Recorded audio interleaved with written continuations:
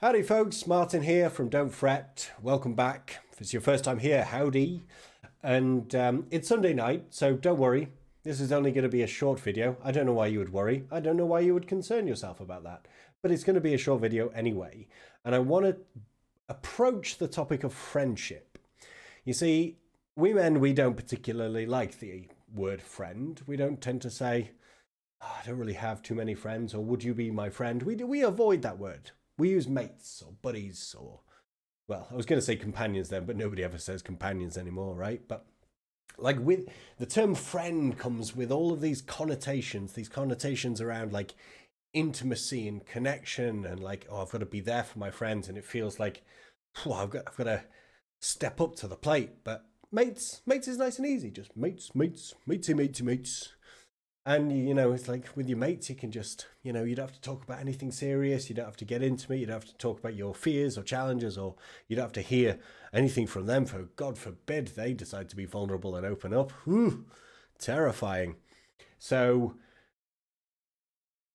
but the thing is, and I've learned this the hard way, is relational connection is one of the core pillars of mental health. And this isn't just opinion. This is like any therapist would probably tell you this, that connection, relations, bonding, we're humans are tribal people. We're geared around connection.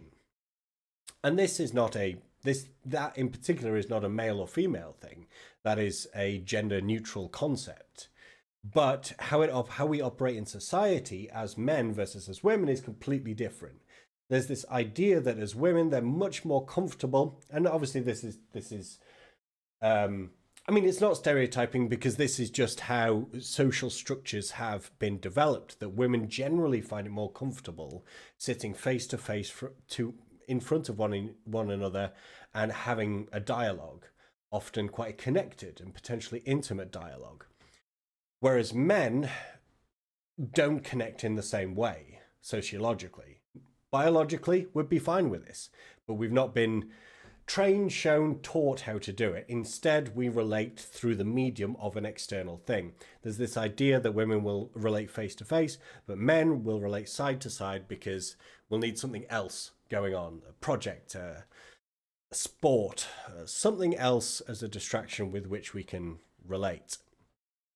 And the problem that creates is that over time, when we're younger, we're thrust into so many different scenarios that change regularly.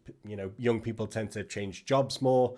We go through different school systems. We join different clubs and different sports teams. And as we older, we start to get into relationships and marriages and kids. And as a broad spectrum, people our own age tend to do the same thing. So that means all of a sudden we find ourselves, the mates that you go to do whatever with every few days or every week start to become busier, and you yourself become busier. It becomes harder to connect with those same mates. You're also then not seeing a level of diversity because you don't tend to join as many clubs. You don't tend to change jobs as often. So the new friends aren't coming in. So you tend to lose connection with your current friends and the friendships that you've built up, and you're not replacing them. You're not kind of bringing in new people. So over time, completely no fault of your own, completely unconsciously, you find all of a sudden you can find yourself in a situation where you are very alone, and the closest person and the only kind of really relation that you might have will be your spouse or partner. And it's an incredibly dangerous place to be without relational contact across multiple different kind of potential avenues.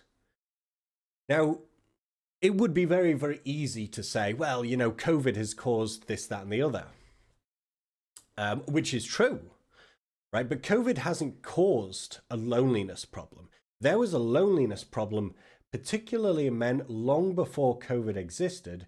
COVID has just kind of exacerbated that. It's taken away some of our band-aids, right? Some of the kind of like the band-aids that were barely holding us together. It's taken those band-aids off, and we realize that we have lots of scars and wounds in that area. But I actually consider it a potentially good thing that the band-aid is ripped off, because now we can actually start to deal with the wound itself. And now that the mental health conversation is starting to take hold in society, and hopefully the men's mental health conversation will start to follow suit, we can start to deal with the things that sociologically men struggle with. And friendship is one of those. So this video's gone on longer than I originally thought, but I think it's a really, really important, a really, really important point to discuss. And so I've talked to a lot of people about friendship, and I've read a lot of books, and I've started to implement a number of strategies that has taken me from a very lonely place to a much more connected place. So based on what I've learned, based on what I've put into practice, based on what I've read, and based on discussions that I've had with people like David Burkus, who wrote Friend of a Friend, I'm going to be sharing a number of tips. I think I will do this on Tuesday. I'm going to be sharing a number of tips on particularly men in their 30s and 40s, if you're starting to feel lonely, how to reactivate a number of friendships or find new friendships. COVID be damned, because it is possible. Trust me, it is possible. So I would really, really appreciate if you like this video, if you like that idea of kind of learning about friendship. Subscribe to the channel so you can get the notification of when the video is released on Tuesday, so you can start putting a number of things into practice. And if you've got any experiences or ideas around friendship, if you're feeling lonely, then please feel free to comment.